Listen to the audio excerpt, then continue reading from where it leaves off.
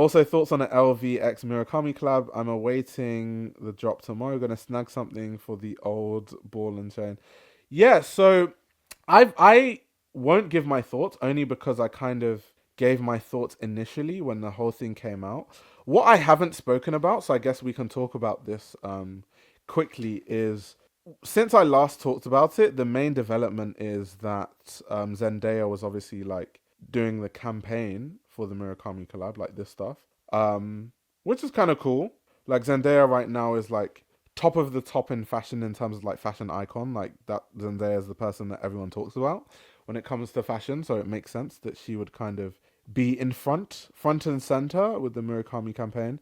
So to share kind of for people that haven't seen that, to kind of say my thoughts once again, to give a summary of what my thoughts were on the collab. I think that I don't have any issue with the collab because I think a lot of people were not into fashion or not around or just weren't able to access the original collaborations over the course of the time that it happened. And so this is a chance for people to buy this collaboration again.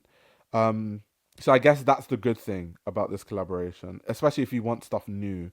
I know that there's a great secondhand market for the bags, like an amazing secondhand market for the Murakami collab stuff. However, maybe some people don't want their stuff completely worn or don't want their stuff to be worn in any sort of regard. So I can understand like people are like, I want to build my own relationship with my Murakami bag that I'm going to use for 10 years and longer. So I understand all those aspects. I don't think there's necessarily anything wrong with the collab. My issue with the collab more came from how they were marketing it. It seemed a bit cash grabby. The way that the like this initial rollout for the Murakami collab, it seemed a bit, yeah, just a bit cash grabby. Like, we had a bad financial year. Let's just rehash our most iconic collaboration of the brand's history. Essentially, it seemed that kind of way. But yeah, I don't necessarily think it's bad. I don't think, and obviously they've added more new styles. Some of them I think are really terrible.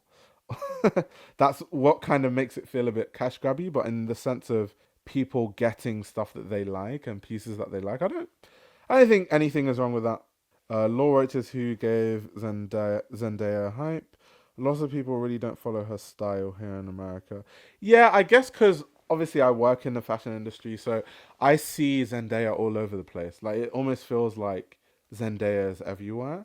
I have a video actually on my channel from maybe like even 2 years ago where I talk about Law Roach's approach to styling Zendaya, which I thought was slightly problematic, like copying other stylists' work. Like, let me see if I can find it, play it for you guys.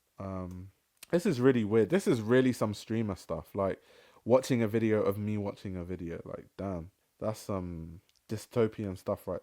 That my friend sent me about Zendaya's rise. Okay, confined. Fashion's it girl. Yeah, let's get straight into the video. Here's the clever way that Zendaya became fashion's it girl. It wasn't always easy for her to get the clothes that she loved, so her stylist Law Roach came up with a new strategy.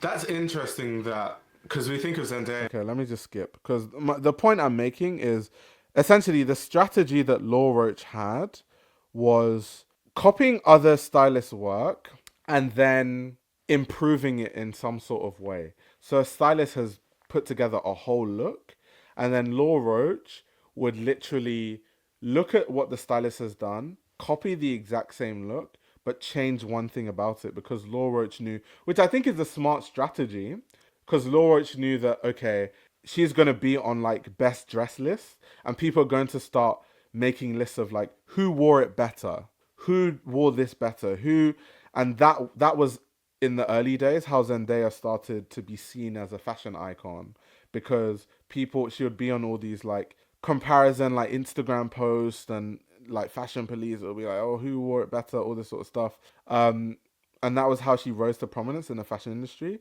Now, I think that's smart from a marketing standpoint, which is why he calls himself an image architect.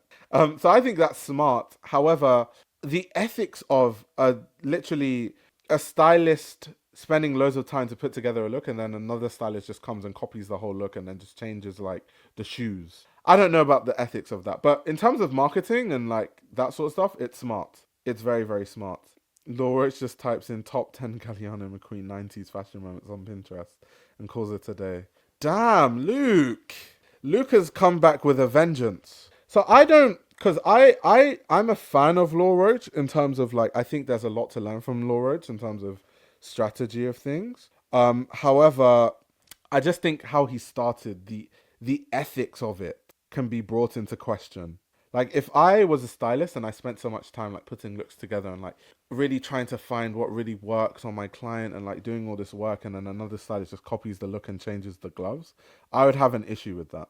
And then they're on best dress list and people are telling me that someone that copied my look, that their client dressed better in it, when a lot of times those who wore it better list sometimes has nothing to do with who actually wore it better, and more to do with whose body type do we like more, therefore this person wore it better. Sometimes it boils down to that. So as a stylist, I would be pissed if people are doing that to my client, to be honest. I would actually be pissed.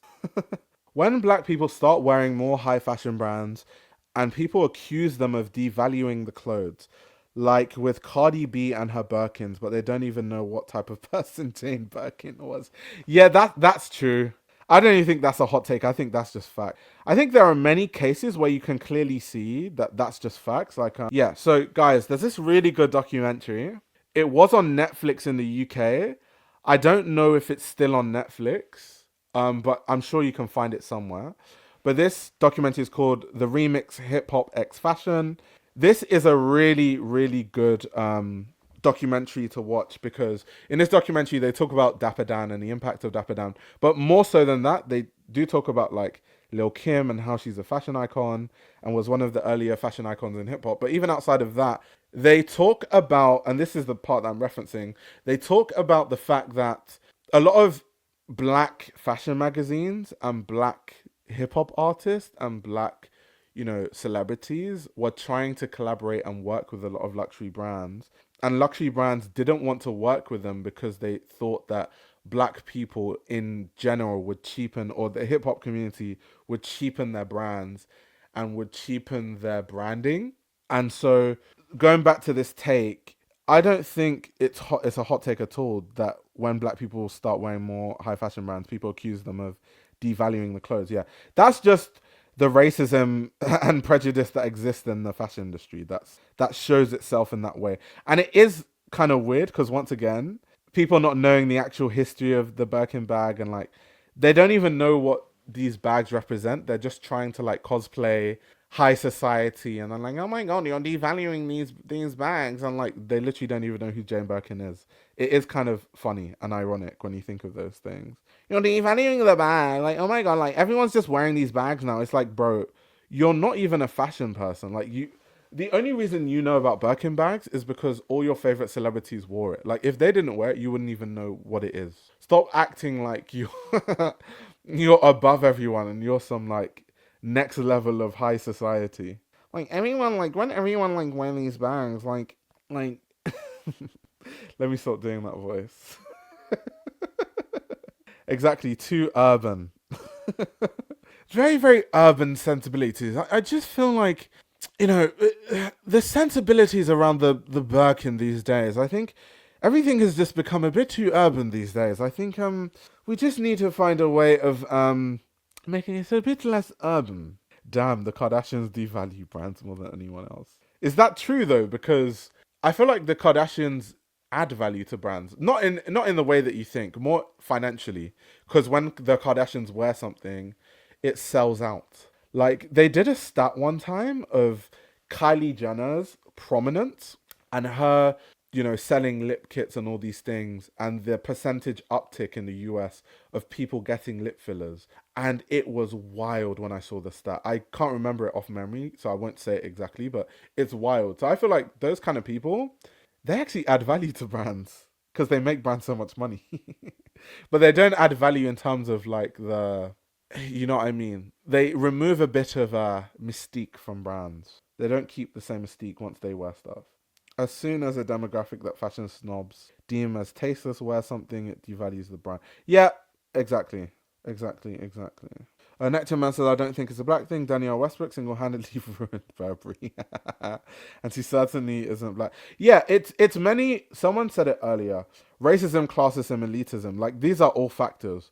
So in some cases, that you can remove the racism and keep the classism and elitism. In some cases, it will be all three. So the race part is definitely important, but there are definitely cases also where you remove the racism, and the reason why I guess people view or deem a brand to be devalued is because of the classism and, you know, elitism and stuff like that. This YouTube channel runs on your support. If you want to support the channel, you can subscribe to my Patreon. You'll gain access to exclusive content that includes everything from my Patreon podcast, where I give a behind-the-scenes insight into the fashion industry, as well as a fashion book club, where I review my favorite fashion books. You can also check out my fashion ebook, which highlights the best fashion journalists to follow, definitions of common fashion terminology, and how to determine what a good source of fashion information is. The links to everything are in the description below.